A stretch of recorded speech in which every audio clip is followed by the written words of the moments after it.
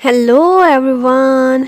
तो last part में हम लोग देख चुके हैं कि कमांडर इन चीफ ने ऑर्डर किया था कि डॉक्टर आयरीन और कैप्टन करण की एक टीम बना दी जाए। अब कोई भी किसी से सुपीरियर नहीं था, वो दोनों एक दूसरे से कोऑपरेट करेंगे और एक दूसरे को ऑर्डर भी कर सकते हैं, मिलके प्लान भी बना सकते हैं। करण को ये आइडिया अच्छा नहीं लगा था क्योंकि उसे लगा था कि ये बहुत रिस्की है, लेकिन जितने बड़े ऑफिसर का ऑर्डर था वो कोई भी ऑब्जेक्शन नहीं कर सकता था। अब वो दोनों टेबल पर बैठे हुए होते हैं। दोनों का मूड बहुत खराब था। आयरीन उसे घूरे जा रही थी, खाने वाली नजरों से देख रही थी। बाद में उससे कहती है कि मुझे रियलाइज है, मैं सॉरी करती हूँ कि मैंने तुम्हें थप्पड़ मारा, लेकिन मैं ये भी मानती हूँ कि मैंने गलत नहीं किया, तुमने मेरी प्राइवेसी में इंटरफेयर किया। लेकिन अब बात कुछ और है, मैं खुद पर कैमरे लगाना किसी को अलाउ नहीं करूंगी। और फिर उसकी नजर अपने कमरे में एक टेडी बेयर पर पड़ती है जिसपे उसे शक था कि इसमें कैमरा है, और वो उसकी आंखों में आंखें डालकर कहने लगती है, ऑफिसर थोंग, आप मुझे देख रहे हैं ना, थोड़ी तो शर्म करें। आप मेरे डैड के बेस्ट फ्रेंड है, इसलिए मैं अब खामोश हो रही हूँ, लेकिन आइंदा ऐसी हरकत नहीं होनी चाहिए। और साथ ही वो टेडी वो करण के ऊपर दे मारती है। उधर ऑफिसर थोंग भी हंस रहे थे कि कोई तो बात है इस लड़की में। अब सारे कैमरास उसके घर से रिमूव कर दिए गए थे, लेकिन करण कहता है अब तुम्हारे लिए खतरा और भी बढ़ गया है, क्योंकि कैमरास नहीं, मेरी नजरें तुम्हें मॉनिटर करेंगी, और वो भी 24 घंटे। और साथ ही वो उस पर रोप डालता उसके ऊपर चढ़ता चला जा रहा था कि कोई भी तुम्हारी सेफ्टी का इशू हो या तुम्हारी ट्रेनिंग हो, तुम मेरा हर ऑर्डर मानोगी, ये तुम अभी एक्सेप्ट कर लो। और ऑफ कोर्स आयरीन को अपनी बातें मनवाने के लिए उसकी बातें भी माननी पड़ेंगी। अब अगले दिन से आयरीन को सोल्जर्स के बैरक्स में ट्रांसफर कर दिया जाता है, क्योंकि उसकी सोल्जर्स वाली ट्रेनिंग स्टार्ट होनी थी। और अब से वो ग्लासेस नहीं बल्कि कॉन्टैक्ट्स लगाएगी। करण उसका ट्रेनर था और उसकी फिजिकल ट्रेनिंग बहुत सख्त कर रहा था। उस बेचारी को बहुत दौड़ाता है, और जब उससे भागा नहीं जाता तो कान में सीटी बजा बजा के उसके पर्दे ही फाड़ देता है। रोप क्लाइंबिंग में बेचारी को बहुत दिक्कत हो रही थी, लेकिन करण उसकी एक भी नहीं सुनता। और तो और अगले दिन सुबह ही सुबह सीटियां बजा बजा के उसे जगाता है। वो नहीं उठती तो उसे बेड से भी गिरा देता है। फिर उसकी नज़र उसकी शॉर्ट्स पर पड़ती है, तब आयरीन की आंखें खुलती हैं कि इसकी नज़रें कहाँ जा रही हैं। आज आयरीन की शूटिंग की ट्रेनिंग थी। करण उसकी बहुत हेल्प करता है और उसको निशाना लगाना सिखाता है, वरना आयरीन तो बहुत डर रही थी। जब वो मिलकर एक अच्छा निशाना लगाते हैं तो करण और आयरीन एक दूसरे में खो जाते हैं। इस ट्रेनिंग की वजह से वो दोनों काफ़ी क्लोज आ गए थे। स्टार्ट में तो आयरीन को बहुत दिक्कत होती है, लेकिन फिर कुछ दिनों बाद ऐसा टाइम आता है कि करण उसे उठाने जाता है तो वो पहले ही रेडी हुई थी, बहुत एंथुसियास्टिक थी और उसे उस ट्रेनिंग में मजा आने लगा था। अब कुछ दिनों बाद एक दिन ऐसा भी आता है जब उसने वो सारे माइलस्टोन्स अचीव कर लिए थे जो करण ने उसके लिए सेट किए थे। करण को अंदाजा नहीं था कि ये इतनी अच्छी लर्नर है। फिर भी करण उसके सामने यही कहता है कि ये तो 20% ट्रेनिंग भी नहीं है जो मेरे कोलीग्स करते हैं। तुम्हारी कैपेसिटी ही इतनी थी, इसलिए तुम पर रहम खाया जा रहा है। और उसके बाद वो उसे एक और मिशन पर ले जाता है जो अब तक का सबसे डिफिकल्ट था। उसे चलते हुए प्लेन से पैराशूट के थ्रू एक जंप लगाना था। वो बहुत डरती है क्योंकि उसे हाइट से डर लगता था, पर यहाँ पर करण उसके साथ था। वो कहता है कि तुम्हारा ये डर मिटाना बहुत जरूरी है, तुम्हारी ट्रेनिंग का हिस्सा है। वो डरी हुई थी। वो कहता है बस मेरे पे विश्वास रखो और मेरे साथ ही खड़ी रहो, तुम मेरे साथ ही जंप करोगी। वो दोनों इकट्ठे जंप करते हैं और इन दी एंड वो सरवाइव कर जाते हैं। करण कहता है तुमने अच्छा परफॉर्म किया, अब तुम मेरे सारे टेस्ट पास कर चुकी हो। अब हम एक टीम का हिस्सा हैं और मिशन पर जाने वाले हैं। अब करण ने उसे एक पेज दिया था जिस पर वो सारी इन्फॉर्मेशन लिखी हुई थी जो उन्होंने अपने कवर के तौर पर यूज़ करनी थी।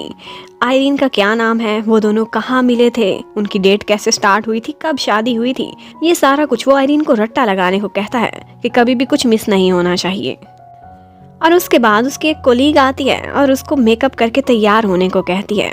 आयरीन को बहुत ऑब्जेक्शन थी। वो कहती है कि मैंने कभी इस तरह के कपड़े नहीं पहने और ना ही मैं इस तरह से रेडी हुई हूँ, लेकिन ये करण का ऑर्डर था। वो कहता है कि इस मिशन के लिए तुम्हारा गेटअप चेंज होना बहुत ज़रूरी है, जाओ और 2 घंटे में वापस आओ तैयार होकर। अब जब आयरीन एक ज़बरदस्त सा ड्रेस पहने अपना मेकअप कराए बाहर आती है तो करण तो उसे देखता रह जाता है। सिर्फ वो ही नहीं बल्कि मार्च करते हुए कुछ सोल्जर्स वहीं के वहीं रुक जाते हैं और उनको ऐसे लगता है जैसे हवाएं चलने लगी हैं। करण उन सारों को डांटता है क्योंकि वो नहीं चाहता था कि आयरीन को उसके अलावा कोई और देखे। अब आयरीन को उन कपड़ों में शर्म आ रही थी और थोड़ी चलने में भी दिक्कत हो रही थी, तो करण उसे ज़बरदस्ती उठाता है और गाड़ी में ले जाकर बिठा देता है। लेकिन उसके फेस पर एक मीनिंगफुल सी स्माइल थी आयरीन को इस लुक में देखने के बाद। उधर जॉनी को दिखाते हैं, वो एक दफ़ा ब्लैक आयरन के हाथ लगने वाला था, लेकिन पीछे पुलिस आ जाती है। पुलिस और ब्लैक आयरन आपस में लड़ते हैं कि इतने में जॉनी भाग जाता है। मिस्टर जैसन की तो पर्सनैलिटी ही कमाल की थी, इतनी एज हो गई थी, लेकिन अभी भी जब वो ट्रेनिंग करते थे, प्रैक्टिस करते हुए 10-10 गुंडों को एट अ टाइम बहुत ठुकाई लगाते थे और ये उनकी रूटीन थी। लेकिन जब आज डैनियल उनके सामने आता है तो वो उसकी भी एक दफ़ा पंच लगा के ठुकाई करते हैं, क्योंकि उन्हें गुस्सा था कि डैनियल के आदमियों ने पुलिस वालों को मारा है। वो चाहते थे कि ये एहतियात करें, अगर ऐसे मसलों में बार बार उलझेंगे तो कहीं दुनिया के सामने एक्सपोज ना होना पड़े। यहाँ पर हमें ये फीलिंग आती है कि जैसे मिस्टर जैसन समझते थे कि उनका डैनियल इतना कैपेबल नहीं है जितने के वो हैं, और वो आगे ब्लैक आयरन को कैसे संभालेगा उनका सक्सेसर बनकर। करण और आयरीन अब एक बीच पर घूम रहे होते हैं। उन्होंने ऐसे ही प्रेजेंट करना था कि जैसे वो न्यूली वेड हैं और अपना हनीमून मनाने के लिए आए हुए हैं। यहाँ पर उनके कुछ कोलीग्स भी इर्द गिर्द किसी और भेस में फिर रहे होते हैं। करण उसे कहता है कि अब तुम मुझे खुन खुन नहीं कहोगी, बल्कि मुझे डार्लिंग कहा करो, ताकि हमारी एक्टिंग में जान लगे। ये बातें तो वो दिल से कह रहा था, लेकिन आयरीन के सामने कहता है, तुम्हें नाटक करना अच्छा नहीं लग रहा तो मेरा भी एक्टिंग करते हुए दम घुटता है तुम्हें डार्लिंग कहते हुए। उधर मिस्टर जैसन आज एक प्रेस कॉन्फ्रेंस कर रहे थे, जिसमें वो अपना एक प्रोजेक्ट दिखा रहे होते हैं कंस्ट्रक्शन का। इसमें उन्होंने गरीबों के लिए भी बहुत सारी चैरिटी रखी हुई थी, लेकिन वहाँ पर एंट्री होती है एक नए कैरेक्टर की, जिसका नाम था रिपोर्टर मिंत्रा। वो खड़ी होती है और उनसे बहुत डिफिकल्ट क्वेश्चन करती है।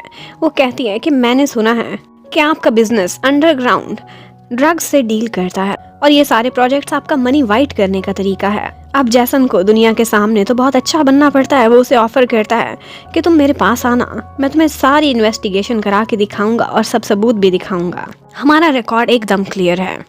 और फिर हमें पता चलता है कि ये मिंत्रा कोई आम लड़की नहीं है, बल्कि उसी डिटेक्टिव खानीन की गर्लफ्रेंड है। मिस्टर जैसन की सेक्रेटरी अब मिंत्रा के पास आती है, लेकिन खानीन उन्हें वहां से भेज देता है और कहता है कि हमने आपसे बिल्कुल नहीं मिलना। बाद में वो मिंत्रा से कहता है कि इस इंसान से दूर रहो, ये सिर्फ ड्रग्स से ही डील नहीं करता, बल्कि हमने सुना है कि इसका माफिया से भी लिंक है।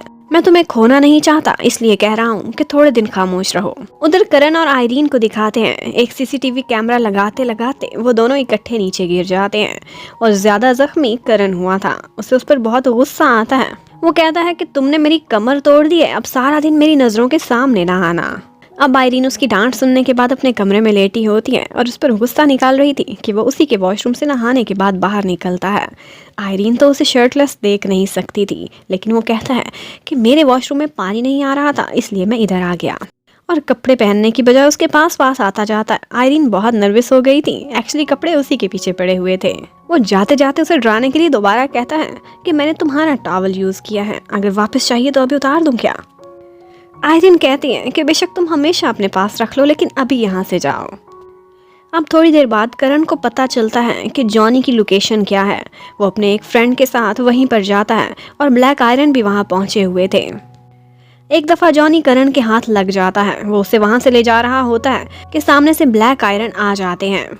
वो तादाद में बहुत ज़्यादा थे और करण सिर्फ 2 लोग। अब ऐसी सिचुएशन नहीं बन सकती थी कि वो जॉनी को अपने साथ ले जा सकते।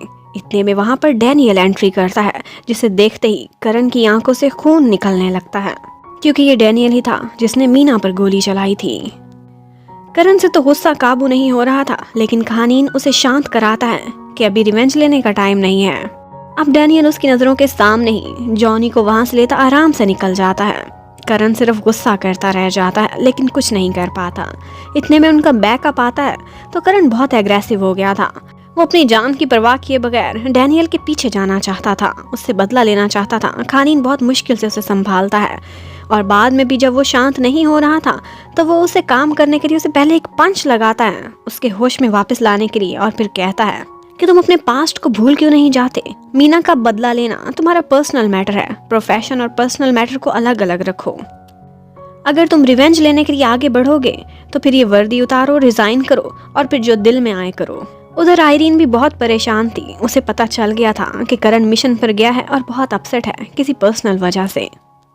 रात को लेट जब करण वापस आता है तो आयरीन उस पर गन ताने खड़ी थी। उसे लगा था कि कोई और अंदर घुस आया है, लेकिन करण उस पर चिल्लाने लगता है, बहुत गुस्सा करता है कि तुमने गन की सेफ्टी ऑफ नहीं की थी, ऐसे तुम खुद को घायल करोगी। मैंने क्यों इतने दिन तुम्हारी ट्रेनिंग की जब तुम 0 पर खड़ी हो। आयरीन एकदम सैड होती है कि मुझ पर चिल्लाने की क्या जरूरत है, लेकिन करण यही कह रहा था कि दोबारा से वो मिस्टेक नहीं होनी चाहिए। अगर आयरीन तुम्हें कुछ हुआ तो मैं एज अ सोल्जर खुद को माफ नहीं कर सकूंगा, फिर मुझे ये वर्दी पहनने का कोई हक नहीं होगा।